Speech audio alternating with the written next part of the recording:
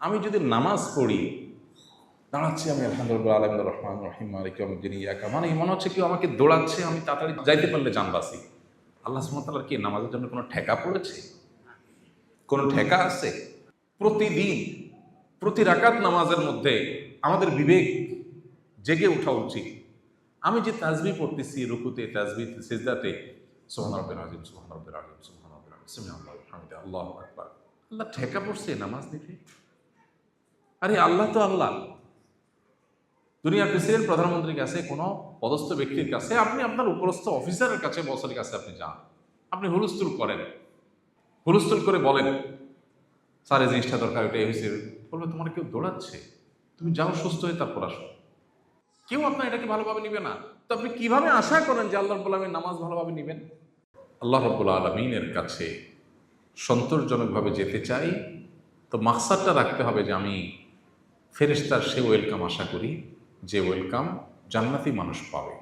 তাহলে আমার আচরণ হবে জান্নাতি, আমার নামাজটা হবে জান্নাতি মানুষের নামাজ, আমার কাজ হবে সেরকম। কেন বেঁচে আছি আসলে?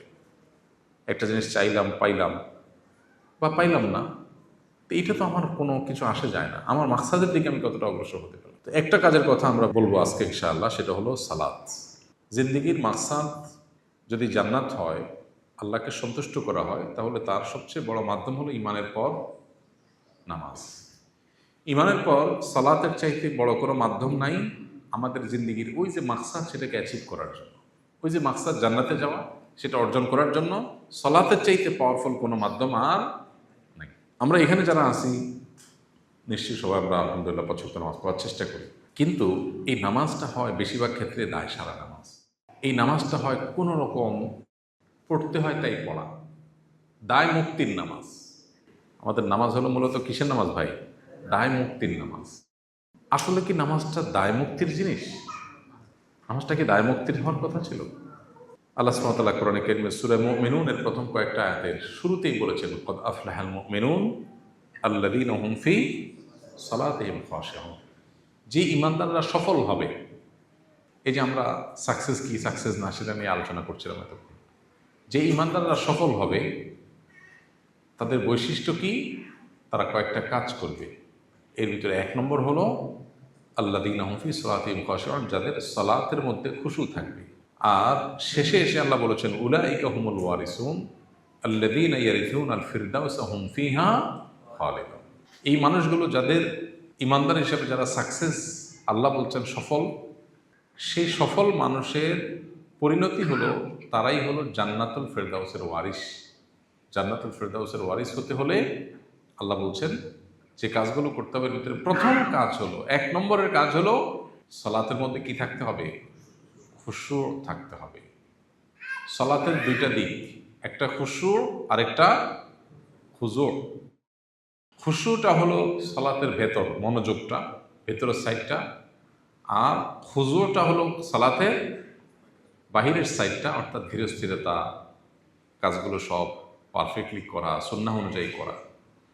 নবী করিম সাল্লাল্লাহু আলাইহি ওয়াসাল্লাম এই হাদিস আমরা সবাই শুনছি, ইন্না আউওয়ালা মা ইউহাসাবু বিহিল আবদু ইয়াউমাল কিয়ামাতি আস-সালাতু। বান্দার কিয়ামতের ময়দানে সর্বপ্রথম ইবাদতের মধ্যে প্রথম হিসাব নেওয়া হবে কিসের? সালাতের। আরেক হাদিসে আসছে বান্দার কিয়ামতের ময়দানের প্রথম হিসাব হবে খুনের, প্রথম বিচার হবে খুনের।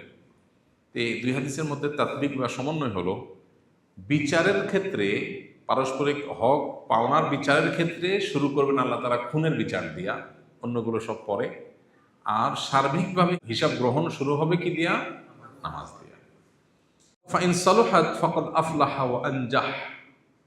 যদি কারণ নামাজের হিসাবটা ঠিকঠাক দিতে পারে, সে সন্তোষজনক হিসাব যদি বের হয়, ফাকাদ আফলাহা ওয়া আনজাহ, তাহলে সে সাকসেস। তারপরে আর কিছুতে বাঁধবে না, বাকি সবগুলো সে পার হয়ে যাবে, ইজি হয়ে যাবে তার জন্য, যদি এইটা ঠিক হয়। ওয়াইন ফাসাদাত, আর যদি তার নামাজের হিসাবে গড়বড় হয় এবং নষ্ট হয়ে যায়, নামাজটা যদি আল্লাহর কাছে অ্যাকসেপ্টেবল না হয়, এটা যদি রিজেক্ট হয়ে যায়, বা নামাজের হিসাবে যদি ভেজাল ধরা পড়ে, ফাকাদ খাবা ওয়া খাসির, তাহলে সে লুজার হয়ে যাবে, ক্ষতিগ্রস্ত হয়ে যাবে। ফাইন ইনতাকাসা মিন ফরিদাতিহি শাই, বান্দার নামাজের ক্ষেত্রে যদি কোনো ফরজ নামাজে কোনো ত্রুটি দেখা দেয়, দেখা গেল যে সে তার জীবনে এত হাজার ওয়াক্ত নামাজ পড়েছে, এর ভিতরে এতশো ওয়াক্ত বের হয়েছে, এই ওয়াক্তগুলোতে সে এই ডিফেক্ট ছিল, সমস্যা ছিল, এটার জন্য রিজেক্টেড হয়ে গেছে। ক্বালা রব্বু তাবারাকা ওয়া তাআলা, যদি এরকম কিছু নামাজ বের হবে না আমাদের জীবনে? সব কি পারফেক্ট? সব তো দূরের কথা, কয়টা পারফেক্ট সেটা হলো বড় প্রশ্ন। তো যদি এরকম ঝামেলা থাকে তো আল্লাহ সুবহানাহু ওয়া তাআলা বলবেন উনজুরু হাল লিআবদি মিন তাতাওউইন, ফেরেশতাদেরকে আল্লাহ বলবেন দেখো তো এত ওয়াক্ত নামাজ তার রিজেক্টেড হলো, তার কোনো নফল আমল আছে কিনা, নফল নামাজ আছে কিনা। এইগুলোকে রিকভার করার মতো যে নফল নামাজ থাকে, ধরুন কারণ ফজরের একটা ওয়াক্ত রিজেক্ট হলো কিন্তু সে ইশরাক পড়েছে, তাহলে ফজরের ফরজ 2 রাকাত, ইশরাক সে 2 রাকাত পড়েছে, ওই 2 রাকাতটা যদি আল্লাহর কাছে অ্যাকসেপ্টেবল হয়ে যায় তাহলে আল্লাহ রাব্বুল আলামিন বলবেন ফায়ুকাম্মালু বিহা মান তুকিসা মিনাল ফরিদা, বান্দার যেই ফরজ নামাজের ত্রুটি দেখা দিয়েছে এটা ওই নফল নামাজ দিয়ে পুরা করে দাও। সুম্মা ইয়াকুনু সাইরু আমালিহি আলা যালিক, আর এই নামাজের হিসাবের পরে বাকি সব আমলগুলোর এইভাবে আল্লাহ তাআলা হিসাব নেবেন। তাহলে এখান থেকে বোঝা গেল ভাই, আমাদের নামাজ সুন্দর করার চাইতে ইমানের পরে গুরুত্বপূর্ণ কোনো কাজ আর হতে পারে না। ইমানের পর সবচেয়ে বড় কাজ হলো নামাজ কি করা, সুন্দর করা। আজকের দুনিয়াতে যে কঠিন পরিস্থিতি আমরা দেখতে পাচ্ছি, মানুষ নামাজ সেভাবে পড়ে না। এই সম্পর্কে নবী করিম সাল্লাল্লাহু আলাইহি ওয়াসাল্লামের তারগীব আর তারহিব একটা হাদিস ওনার বর্ণিত আছে, আজীব। তিনি বলেছেন আউয়ালু শাইইন ইউরফাউ মিন হাযিহিল উম্মতি আল খুশু, এই উম্মতের সর্বপ্রথম যে ভালো গুণটা তুলে নেওয়া হবে, এই উম্মতের যে দৌলত, যে সম্পদ কেড়ে নেওয়া হবে সব কিছুর আগে, সেটা হলো খুশু, নামাজের মনোযোগ। এটা সব কিছুর আগে তুলে নেওয়া হবে। উম্মাদ যখন আস্তে আস্তে আস্তে খারাপের দিকে যাবে, তার পরিণতি খারাপের দিকে যেতে থাকবে, তার শুরুটা হবে কি দিয়া, নামাজের খুশু নষ্ট হওয়া দিয়া। অন্য আরেকটা বর্ণনা থেকে আমরা জানি যে কিয়ামতের আগে, কিয়ামতের আলামতের মধ্যে থেকে একটা হলো যে মসজিদ ভর্তি মানুষ হবে কিন্তু একজন মানুষও খুশু খুজুর সাথে সালাত আদায়কারী হবে না। সবাই নামাজ পড়বে, একজনের নামাজ হবে না আল্লাহ সুবহানাহু ওয়া তাআলার কাছে অ্যাকসেপ্ট করার মতো, অ্যাকসেপ্টেবল। তো এরকম একটা হালত এখন অনেকটা আমরা চলে আসছি। অথচ নবী করিম সাল্লাল্লাহু আলাইহি সাল্লামের যে সালাত ছিল, সে নামাজের সৌন্দর্য কী ছিল, সাহাবা এবং সালাফ সোনালী যুগের স্বর্ণ মানুষ সালাতের নামাজের কি সৌন্দর্য ছিল, সেটা নিয়ে 1 ঘন্টা বললেও একেবারে মেইন মোটা মোটা কথাগুলো বলা কঠিন হবে। এই জন্য আজকের এই মজলিস থেকে আমরা যদি একটু নিয়ত করি যে আমাদের জীবনের মূল মাকসাদ যেটা, সেটা কি, জান্নাতে যাওয়া, এবং আরেকটা মাকসাদ হলো বেশি বেশি মানুষকে জান্নাতে নিয়ে যাওয়া, জাহান্নাম থেকে বাঁচায় দেওয়া। এই মাকসাদটাকে হাসিল করার জন্য সবচেয়ে বড় উপায় হলো ইমানের পরে নামাজটা সুন্দর করা। তাইলে আমরা নামাজ সুন্দর করার নিয়ত করে নিই, কি বলেন ইনশাআল্লাহ? নামাজ সুন্দর করার জন্য ভেতর এবং বাহির দুইটাকে ঠিক করতে হবে। আমার তাজরিবা হলো মনোযোগ বা খুশু যেটা, এটা অর্জন করার জন্য সবচেয়ে কার্যকর উপায় হলো ধীরস্থিরতার সাথে নামাজ পড়া। আপনি নামাজের মধ্যে যত সময় বাড়াবেন মনোযোগ তত বেশি থাকবে। সময় যত বাড়াবেন, যত ধীরস্থিরতার সাথে নামাজ পড়বেন, নামাজের মধ্যে মনোযোগ তত বেশি এমনিই থাকবে। তাছাড়া মনোযোগ বিষয়টা মানুষের পরিপূর্ণ নিয়ন্ত্রণ না, কারণ মানুষকে সবসময় মানুষ মনকে কন্ট্রোল করতে রাখতে পারে না, মন এদিক সেদিক চলে যায়। কিন্তু রুকু সেজদা এবং বাহ্যিক আমলগুলোকে সঠিকভাবে করতে পারা, এটা মানুষের নিয়ন্ত্রণে, এটা মানুষ চাইলে পারে। এই জন্য ফুকাহে কেরাম যেটা মানুষের নিয়ন্ত্রণে না সেটাকে ওয়াজিব বলেন নাই। নামাজে খুশুটাকে ওয়াজিব বলেন নাই কোনো ফকি দুনিয়াতে, যে খুশু এই পরিমাণ না হলে ওয়াজিব তরক হয়েছে সেজদাতেও দিতে হবে, এমন কোনো মাসালা আছে? কিন্তু খুজু যেটা, এটার একটা লেভেলটাকে ওয়াজিব বলেছেন অনেক ইমামগণ, হাম্বলি ফকিগণ ফরজ বলেছেন। সেটা কি? সেটা হলো ধীরস্থিরতা, তমানিনা। কেউ যদি হুলস্থুল করে নামাজ পড়ে, এরকম যে যতটুকু তমানিনা না হলে, যতটুকু আপনার দেরি না করলে ওই রুকনটা আদায় হয়েছে বলে ধর্তব্য হবে না। যেমন কেউ রুকু থেকে মাথাটা কোনো রকম তুলেই আবার সেজদায় চলে গেল, তাহলে তার নামাজ হবে না। তো এই জন্য খুশুর পাশাপাশি খুজু, যদি খুজুটাকে আমরা মনোযোগ দিয়ে খেয়াল করে এটাকে আমরা পারফেক্ট করতে পারি, ইনশাআল্লাহ খুশুটা অটোমেটিক পারফেক্ট হয়ে যাবে এবং আল্লাহর কাছে নামাজটা গ্রহণযোগ্য হবে। আলেম ওলামা, মাদ্রাসার তালেব ইলম, যত মানুষই আছি, আমাদের নামাজের হালত বড় বেশি খারাপ নাই। এই একটা আমল আমরা যদি নিজেদের, ওই যে আল্লাহ 11 বার শপথ করে যে বললেন কদ আফলাহা মান যাক্কাহা ওয়া কদ খাবা মান দাসসাহা, নিজের সংশোধন করলো যে সে সফল হয়ে গেল। আজকে আমরা এই মজলিস থেকে নিজের একটা সংশোধনের নিয়ত করব, সেটা হলো আমার নামাজ ঠিক করবো ইনশাআল্লাহ। এই একটা সংশোধন যদি করতে পারি, তাহলে ওই যে কিয়ামতের দিন এই একটা যদি সঠিকভাবে সব হিসাব দেওয়া হয়ে যায়, বাকি সবগুলো ইজি হয়ে যাবে। আর কোরআনে আল্লাহ বলেছেন ইন্নাস সালাতা তানহা আনিল ফাহশাই ওয়াল মুনকার, আমার জিন্দেগির ইসলাহ, বাকি যে সমস্ত ভুল ত্রুটি আছে, আমার আখলাকের ত্রুটি আছে, আমার অন্যান্য আমলের ত্রুটি আছে, আল্লাহ সুবহানাহু ওয়া তাআলা ইসলাহ করে দিবেন যদি আমি নামাজটাকে কি করি, সুন্দর করি।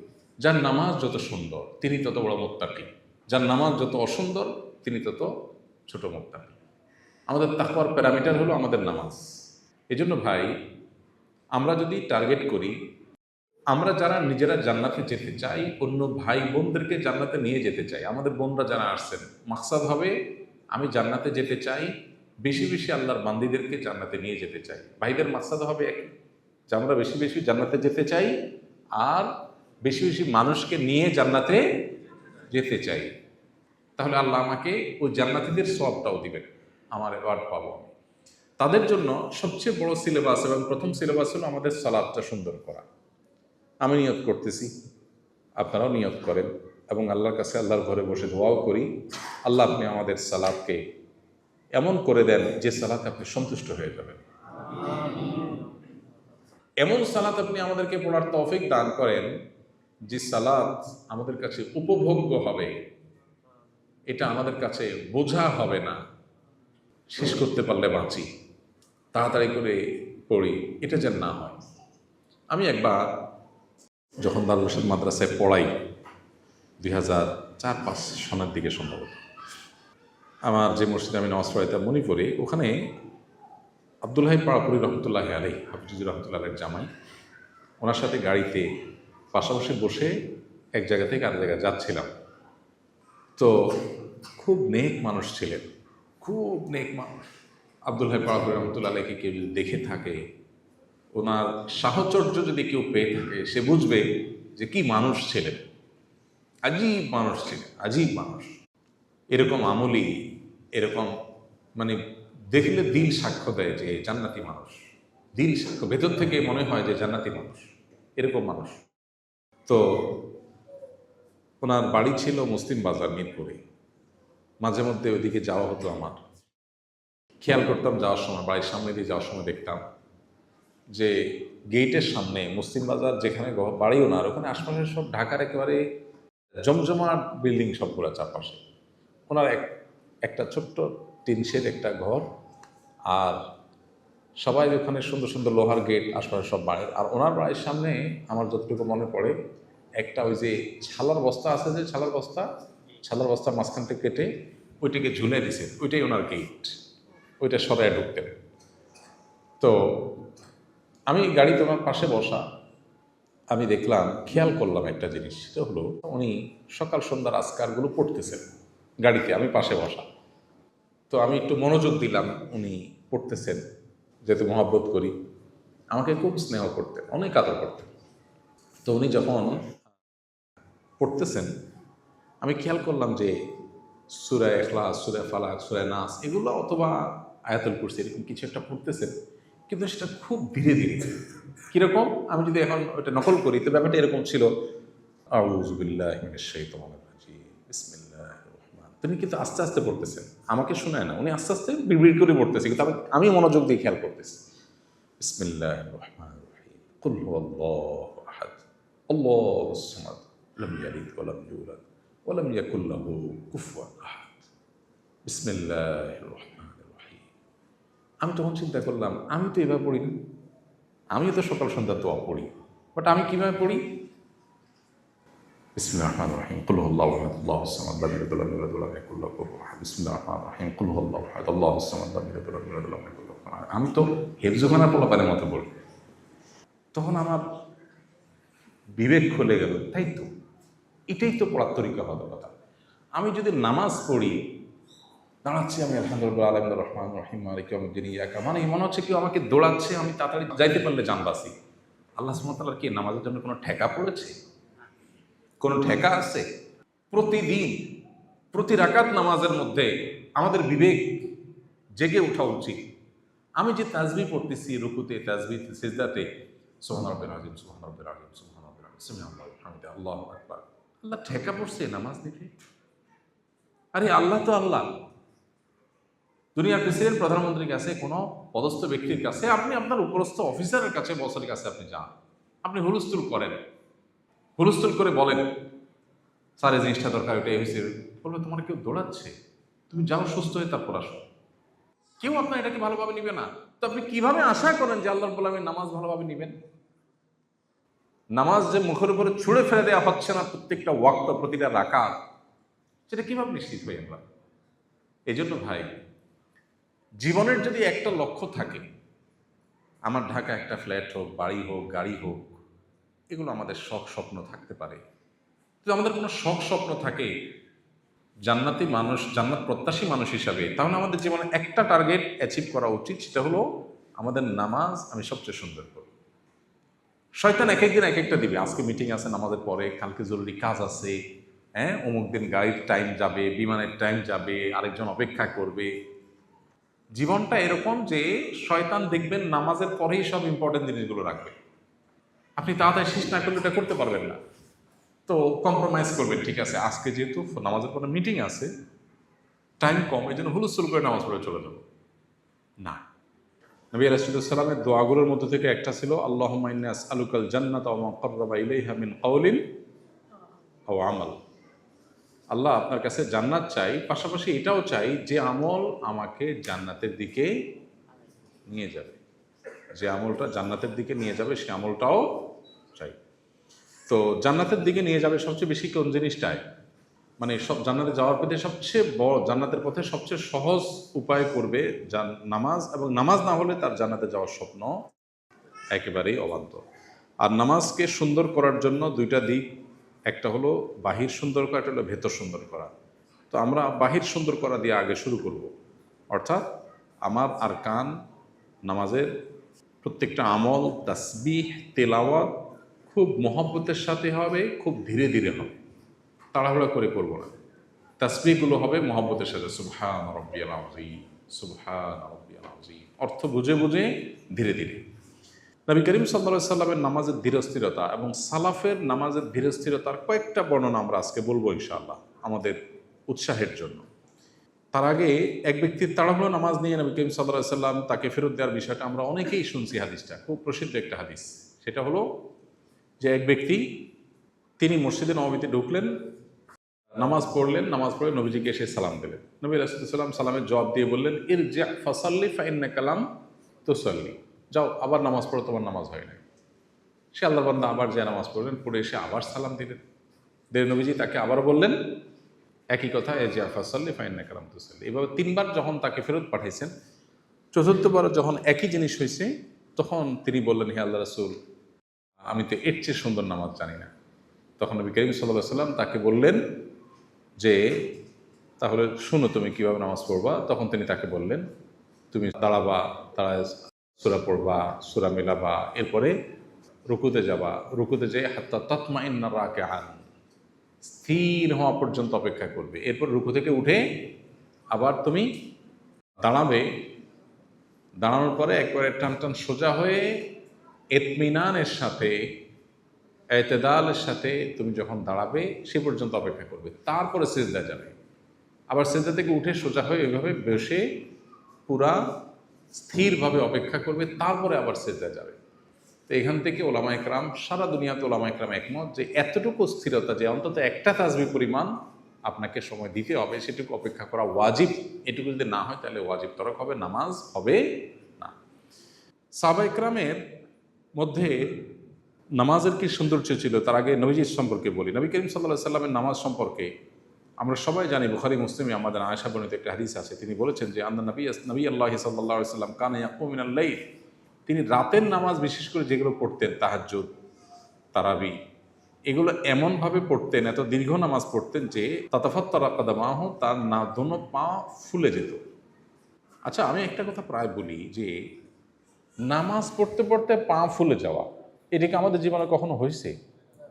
ব্যথা হয়েছে, লম্বা কিয়ামুল লাইল হলে, লম্বা তারাবি হলে ব্যথা হয়েছে, একটু ব্যথা হয়েছে, কিন্তু ফুলে যাওয়া, পা ফুলে কখন? ব্যথা হওয়া তো ঠিক আছে, একটু 10 মিনিট দাঁড়িয়ে থাকেন, 5 মিনিট রুকুতে থাকেন, ব্যথা হয়ে যাবে।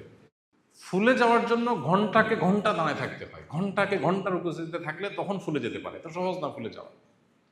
আর নবীজির শরীরের যে মানে স্ট্রেংথ ছিল, এটা তো আমাদের মতো ছিল না। তার 2 কদম মোবারক ফুলে যেতে হলে কি পরিমাণ কষ্ট তিনি করতেন নামাজের পেছনে।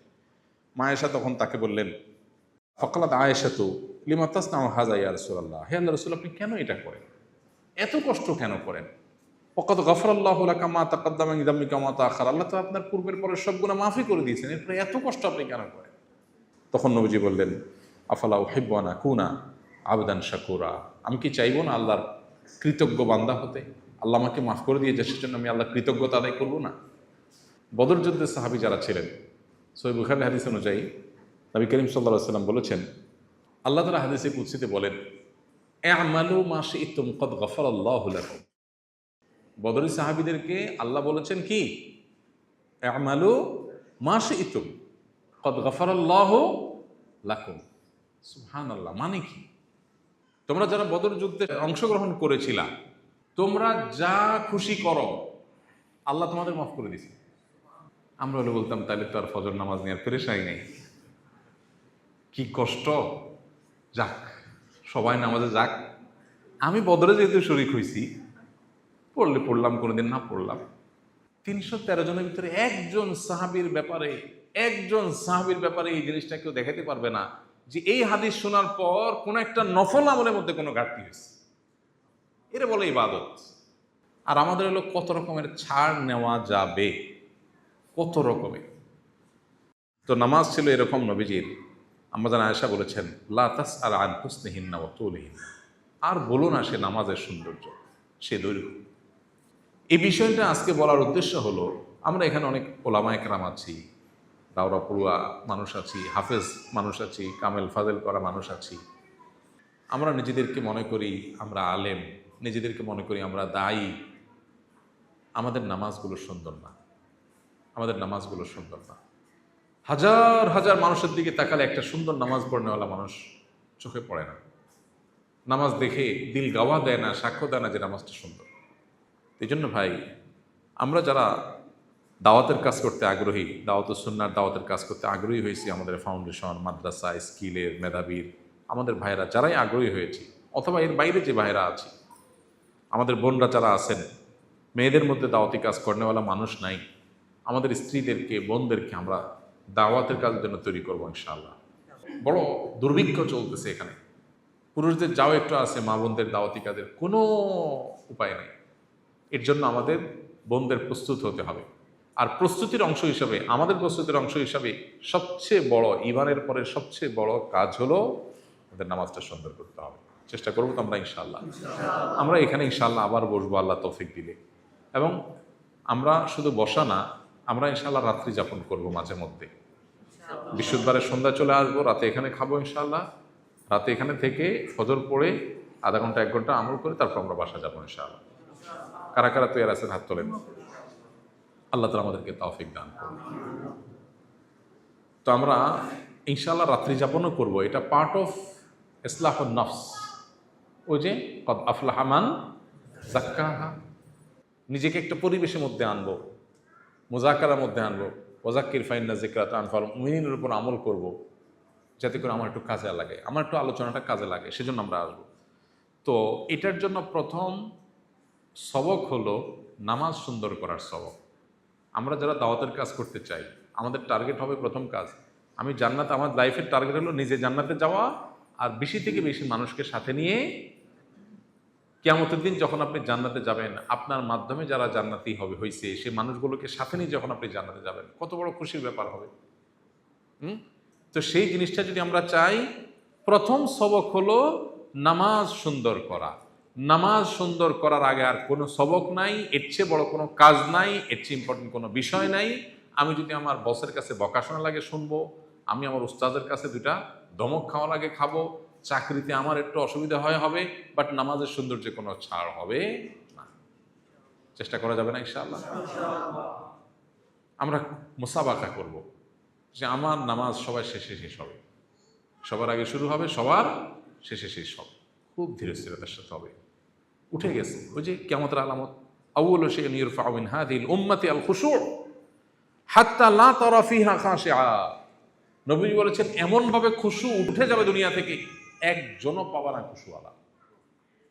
তাহলে এই অবস্থা আমরা যারা অন্যকে দাওয়াত দেব ইনশাআল্লাহ, আমাদের চ্যালেঞ্জ হবে যে আমি সে খুশুওয়ালা হব ইনশাআল্লাহ, এবং চেষ্টা করব নামাজকে সুন্দর করার। আল্লাহ আমাদেরকে তৌফিক দান করুন। ভাইরা আমার, নবী করিম সাল্লাল্লাহু আলাইহি সাল্লামের নামাজ সম্পর্কে বারা ইবনে আযিব রাদিয়াল্লাহু তাআলা আনহু বলেন, রামাহতু সালাত মা মুহাম্মদ সাল্লাল্লাহু আলাইহি সাল্লাম, আমি মুহাম্মদ সাল্লাল্লাহু আলাইহি সাল্লামের নামাজকে খুব গভীরভাবে পর্যবেক্ষণ করলাম, খুব গভীরভাবে তার নামাজকে মনিটর করলাম, কিভাবে তিনি নামাজ পড়েন। কারণ ওই যে হাদিস তো আছে, নবীজি বলেছেন সল্লু কামা রাআইতুমুনি উসাল্লি, আমাকে যেভাবে নামাজ পড়তে দেখেছো তোমরা সেইভাবে নামাজ পড়ো। তো এই জন্য বারা ইবনে আযিব রাদিয়াল্লাহু তাআলা নবীজিকে মনিটর মানে পর্যবেক্ষণ করা শুরু করলেন যে তিনি কিভাবে নামাজ পড়েন। এবং এই দেখাটা সাধারণ দেখা না, খুব গভীরভাবে নিবিড়ভাবে তিনি পর্যবেক্ষণ করা শুরু করলেন। তারপর তিনি বললেন এক লাইনের মধ্যে নবীজির নামাজের সৌন্দর্য সম্পর্কে বললেন, ফাওয়াজাদতু কিয়ামাহু ফারাকাতাহু ফা'ইতিদালাহু বা'দা রুকুইহি ফাসজদাতাহু ফাজালসাতাহু বাইনা সিজদাতাইন ফাসজদাতাহু ফাজালসাতাহু মা বাইনা তাসলিমি ওয়াল ইনসিরাফ করিবাম মিনাস সাওয়া। আমি দেখলাম নবীজির দাঁড়ানো, রুকু করা, রুকু থেকে উঠে দাঁড়িয়ে অপেক্ষা করা, দাঁড়ানো এবং সিজদা করা, সিজদা থেকে উঠে বসা, আবার সিজদা করা, আবার সিজদা থেকে উঠে বসা এবং সালাম ফেরানোর আগ পর্যন্ত, এই সব কাজগুলো দেখলাম অলমোস্ট সবগুলোর টাইমিং ডিউরেশনটা কাছাকাছি। বুঝতে পারছি? দাঁড়ায় আমরা সাধারণত সূরা ফাতিহার সাথে সূরা মিলাইতে হয়, এখানে হুলস্থুল করে পড়ে হলেও তো পড়া লাগে একটু, কিন্তু রুকুতে তো তেমন ডিউটি নেই। আর না, রুকু থেকে উঠার পরে তো দোয়া হানাফি মাযহাব অনুযায়ী এটা তো ওয়াজিব না, মুস্তাহাব আমল, অতএব এটা পড়লে কি না পড়লে কি। কিন্তু সাহাবী বলতেছেন নবীজি সাল্লাল্লাহু আলাইহি সাল্লামের নামাজের এই যে ইয়েগুলো, আপনার রোকনগুলো এবং রোকনের মধ্যবর্তী গ্যাপগুলো, এই সবগুলোতে সব জায়গাতে টাইমিং ছিল কাছাকাছি। আপনি চিন্তা করেন তাহলে রুকু থেকে উঠে কি পরিমাণ সময় অপেক্ষা করতেন, দুই সিজদার মাঝখানে কি পরিমাণ সময় অপেক্ষা করতেন। আব্দুল্লাহ ইবনে আবি আওফা রাদিয়াল্লাহু তাআলা আনহু থেকে বর্ণিত, তিনি বলেন নবী করিম সাল্লাল্লাহু আলাইহি সাল্লাম রুকু থেকে উঠে দাঁড়িয়ে এই দোয়া করতেন, আল্লাহুম্মা রাব্বানা লাকাল হামদ। আল্লাহর প্রশংসা, এটা দোয়া ঠিক না, আল্লাহর প্রশংসা করতেন। আল্লাহুম্মা রাব্বানা লাকাল হামদ মিল আস সামাওয়াতি ওয়া মিল আল আরদি ওয়া মিল মা শি'ত মিন শাইইন বা'দ। দেখেন এত বড় দোয়া বা এত বড় প্রশংসা, হামদ সানা করতে কত সময় লাগবে। আল্লাহুম্মা রাব্বানা লাকাল হামদ মিল আস সামাওয়াতি ওয়া মিল আল আরদি ওয়া মিল মা শি'তা মিন শাইইন বা'দ। আল্লাহ আপনার প্রশংসা, আসমান ভর্তি প্রশংসা, জমিন ভর্তি প্রশংসা, আসমান জমিন ভর্তি প্রশংসার পরও আপনি যত কিছু চাইবেন, আপনার মাশিয়াত, আল্লাহর মাশিয়াতের তো কোনো হদ নাই, এর সব কিছু সমপরিমাণ প্রশংসা আপনার। সহিহ মুসলিম হাদিস চার্জ। আরেকটা হাদিস আছে, আব্দুর রহমান ইবনে আবি লাইলা তিনি বলেন, সামিতুল বারা ইবনে আযিব, আমি বারা ইবনে আযিব সাহাবী রাদিয়াল্লাহু তাআলা আনহুকে শুনেছি, তিনি বলেছেন, কানাত সালাতু রাসূলিল্লাহ সাল্লাল্লাহু আলাইহি ওয়াসাল্লাম ওয়া রুকুউহু ওয়া ইযা রাফা'a রাসাহু মিনার রুকু'i ওয়া সুজুদিহি ওয়া মা বাইনা সিজদাতাইনি করিবাম মিনাস সাওয়া। নবীজির রুকু থেকে উঠা, সিজদা আর দুই সিজদার মাঝখানে বসার সময় কাছাকাছি ছিল। মানে আমরা সিজদাতে সবচেয়ে কম সময়েও যে লোকটা দিই, ধরেন আপনি 2 সেকেন্ড 3 সেকেন্ড সময় দিলেন সিজদাতে, তো সিজদা থেকে উঠে বসে কি সে পরিমাণ সময় দেই আমরা? আমরা কি করি? উঠে সোজা হয়ে বসেই ওয়াজিব পরিমাণ বসা হয়ে গেল, এক তাসবিহের বসা হয়ে গেল, এরপর চলে যায়, তাই না? কিন্তু আমরা সালাফের আমল দেখি কি, নবীজির আমল দেখি কি, যে সেজদাতে যদি তিনি 3 তাসবিহ পরিমাণ বসতেন, তাহলে সেজদা থেকে উঠে কমপক্ষে 2 তাসবিহ পরিমাণ বসতেন, কারীবাম মিনাস সাওয়া। ওইটার কাছাকাছি হইতে হলে তো সেজদা যদি আপনি 3 বার সুবহান রাব্বিল আলা পড়েন, তাহলে সেজদা থেকে উঠে বসতে হবে কয়বার সুবহান রাব্বিল আলা পড়ার পরিমাণ? কমপক্ষে 2 বার, কাছাকাছি হইতে হলে 3-এর কাছাকাছি 2, তাই না? আপনি রুকুতে একইভাবে রুকুর আমল ছিল নবীজির, যে রুকু থেকে উঠে তিনি অপেক্ষা করতেন কি পরিমাণ? কারীবাম মিনাস সাওয়া, মানে রুকুতে যে পরিমাণ সময় থাকতেন, রুকু থেকে উঠেও তার কাছাকাছি পরিমাণ সময় থাকতেন। তাহলে 3 তাসবিহ রুকুতে পড়লে তার কাছাকাছি হবে। এবার এটার সাথে আপনি মিলান, আমাদের নামাজটা কিরকম হয়? তাহলে সুন্নাহসম্মত নামাজ হচ্ছে না, এখানে একটা বড় গ্যাপ আছে, এবং এটা অলমোস্ট হাজারের ভিতরে 999 জন মানুষের নামাজের এই অবস্থা, বরং আরো বেশি, ঠিক না? ঠিক। আনাস ইবনে মালিক রাদিয়াল্লাহু তাআলা আনহুটা দেখেন, সুবহানাল্লাহ, সহিহ বুখারীতে আসছে, আনাস রাদিয়াল্লাহু তাআলা আনহু, ইন্নী লা আলু আন উসাল্লি বিকুম কামা রাআইতুন নবিয়্য সাল্লাল্লাহু আলাইহি সাল্লাম। নবীজির 10 বছরের খাদেম, সবচেয়ে কাছে থেকে নবীজির নামাজ দেখেছেন যিনি, তিনি বলেন, আমি নবীজিকে যেভাবে নামাজ পড়তে দেখেছি সেইভাবে নামাজ পড়তে আমি কোনো ত্রুটি করব না। তোমাদেরকে ওইভাবে নামাজ পড়ে দেখাতে বা তোমাদের ওইভাবে নামাজ পড়ে ইমামতি করতে আমি কোনো ত্রুটি করব না। নবীজি যা পড়ছেন হুবহু ওইভাবে আমি পড়বো, দেখো তোমরা ওইভাবেই পড়বো, বা ওইভাবে আমি ইমামতি করব তোমাদের। কলা সাবেত, বর্ণাকারী সাবেত বলেন, আনাস রাদিয়াল্লাহু তাআলা আনহুকে একটা জিনিস করতে দেখছি, এটা তোমরা এখন করো না। সেই তখন বলতেছেন যে তোমরা এখন সেটা করো না, যেটা সাহাবী আনাস রাদিয়াল্লাহু আমি করতে দেখেছি। কি সেটা? কানা ইদা রাফা রাসাহু মিনার রুকু, তিনি রুকু থেকে যখন মাথা সোজা করে দাঁড়াতেন, কমা, এত বেশি সময় দাঁড়িয়ে থাকতেন, হাত্তা ইয়াকুল আল কায়েল, অনেক মানুষ মনে করত কাদ নাসিয়া, উনি মনে ভুলে গেছে সিজদা করতে। রুকু থেকে উঠে আনাস রাদিয়াল্লাহু তাআলা আনহু এত বেশি সময় দাঁড়াতেন যে তার নামাজ দেখে, মানে দাঁড়ানো দেখে এত সময় দাঁড়ায় আছে, অনেকে মনে করতো উনি মনে ভুলে গেছে সিজদার কথা। ওয়াবাইনা সিজদাতাইনি হাত্তা ইয়াকুল আল কায়েল কাদ নাসিয়া, 2 সিজদার মাঝখানে সাহাবী আনাস রাদিয়াল্লাহু তাআলা আনহু এত বেশি সময় ধরে বসে থাকতেন, অপেক্ষা করতেন, কেউ দেখে মনে করতো উনি বোধহয় দ্বিতীয় সিজদা দেওয়ার কথা ভুলে গেছে। আর এই সে আনাস রাদিয়াল্লাহু আনহু বলেছেন যে আমি নবীজিকে যেইভাবে নামাজ পড়তে দেখেছি ওইভাবে নামাজ পড়তে আমি ত্রুটি করবো না। তাহলে কি মানে যোগফল কি দাঁড়াইলো? মানে এইভাবে নবীজি নামাজ পড়েছেন। আমাদের নামাজগুলো কিরকম হয়? তো আমরা ভাই, আমরা আজকে যারা আছি, আমরা নিয়ত করে নিই ইনশাআল্লাহ এই আমলটা এখন থেকে খুব ধীরে ধীরে, ওই যে আব্দুল্লাহ পাক রহমতুল্লাহকে যেভাবে দেখেছি আমি, খুব মহব্বতের সাথে সকাল সন্ধ্যার দোয়াগুলো পড়া, তাড়াহুড়া করে না। সুবহানাল্লাহি ওয়া বিহামদি 100 বার সকালে, 100 বার সন্ধ্যায়, তাই না? আছে না? সুবহানাল্লাহি ওয়া বিহামদি। এখন আপনি সুবহানাল্লাহি ওয়া বিহামদি 100 বার পড়লে আমরা সাধারণত কিভাবে পড়ি? সুবহানাল্লাহ, সুবহানাল্লাহ, সুবহানাল্লাহ, সুবহানাল্লাহ। তসবিহ টানে যে মানুষ, ওটা দেখলে তো ভিডিও করতে ইচ্ছা করে না? অনেক সময় দেখা যায় তসবিহ টানতে, লা ইলাহা ইল্লা আনতা সুবহানাক, তার তাসবিহ পড়ে। এই তসবিহ টানা দেখে তসবিহ কি করে? তসবিহ পড়ে, যে এই তসবিহ পড়া থেকে পানা চাই। আল্লাহুল মুস্তাআন।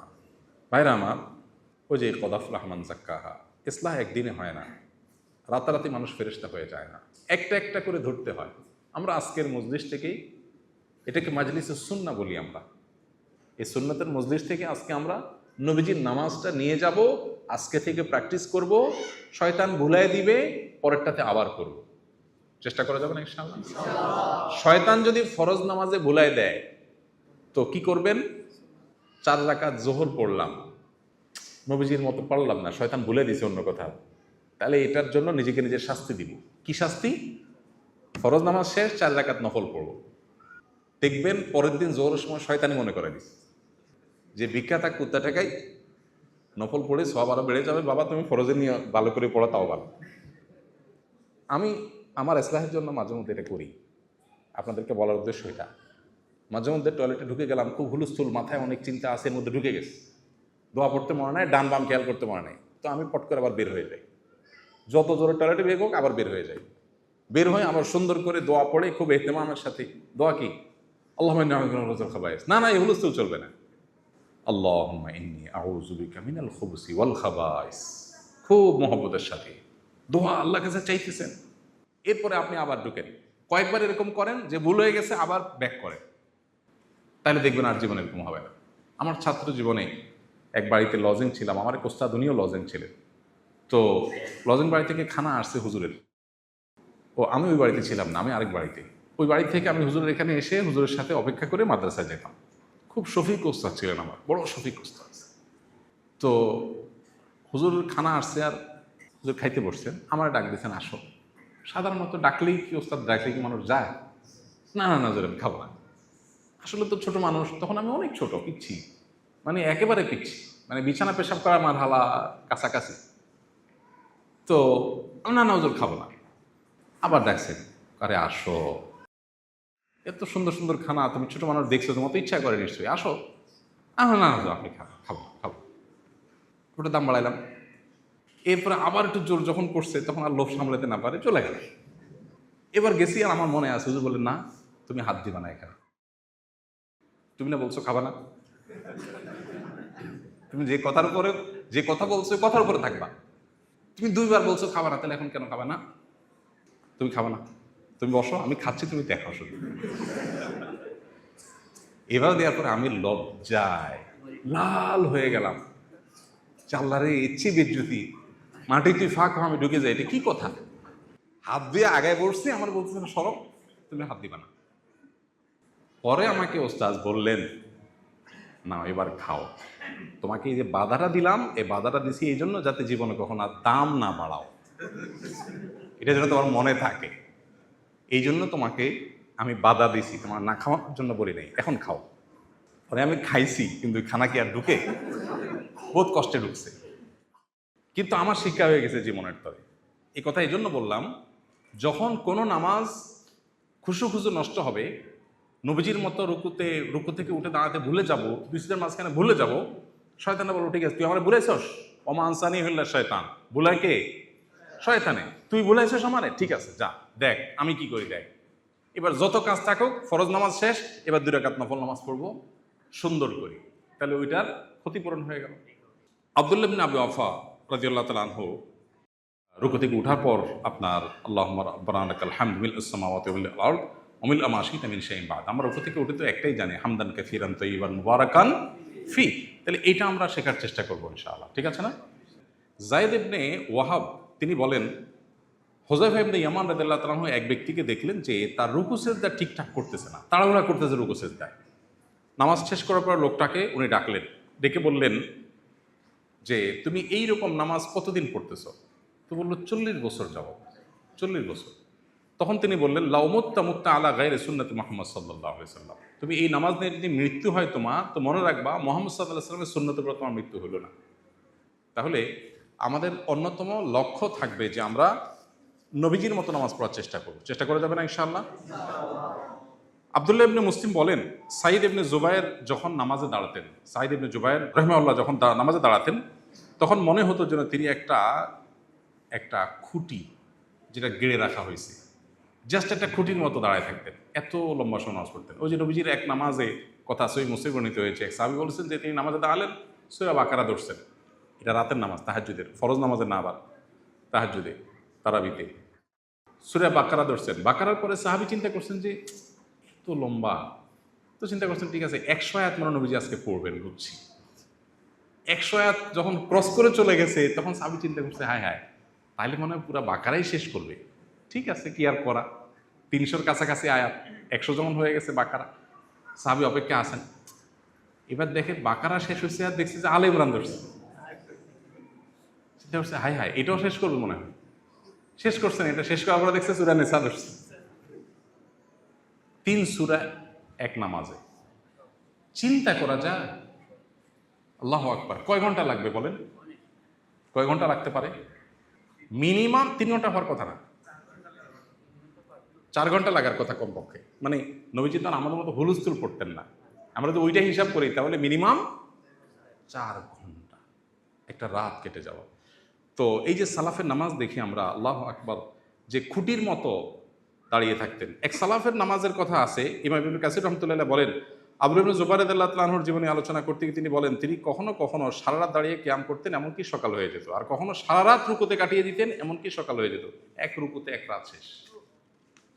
ইমাম সাহেব রহমতুল্লাহ আলাইহির সিজদা এত দীর্ঘ ছিল, তার সিজদা দীর্ঘতার কথা বলেন আলী ইবনে ফুজাল রাহিমাহুল্লাহ বলেন যে আমি তাকে সিজদা অবস্থায় দেখছি, ইমাম সাউরি রাহিমাহুল্লাহকে তার সিজদা অবস্থায় দেখছি এইভাবে যে এক সিজদায় তিনি যাওয়ার পরে আমি তওয়াফে 7 চক্কর শেষ করে ফেলছি, তিনি এক সিজদা শেষ করেন। চিন্তা করেন, যারা হারামে তওয়াফ করছেন একদম কাবার কাছাকাছি যদি তওয়াফ করেন 7 চক্করে কমপক্ষে 5-35 মিনিট তো লাগবে, 25 মিনিট তো লাগবে, ভিড় না থাকুক 20 মিনিট তো লাগবে অন্তত, এক রুকুতে এক সিজদাতে চলে গেছেন। ইমাম ইবনে কাইয়িম রাহিমাহুল্লাহ জাজিয়া তিনি বলেন সুন্নাহ হলো রুকু থেকে সোজা হয়ে দাঁড়ানো এবং দুই সিজদার মধ্যবর্তী সময় বসাকে লম্বা করা। রুকু থেকে উঠে দাঁড়ানো আর দুই সিজদার মধ্যখানে বসাটাকে লম্বা করাটা হলো কি সুন্নাহ, এবং এটা নবী সাল্লাল্লাহু আলাইহি ওয়াসাল্লাম করতেন। সেই জন্য ইমাম শাওকানি রাহমাতুল্লাহ আলাইহি অত্যন্ত দুঃখ করে বলতেন যে সাধারণ মানুষ থেকে নিয়ে আলেম মুজতাহিদ পর্যন্ত কেউ এই নামাজ এখন পড়ে না। বড় দুঃখ করে তিনি নারিল্লাহ তাআলা বলেছেন।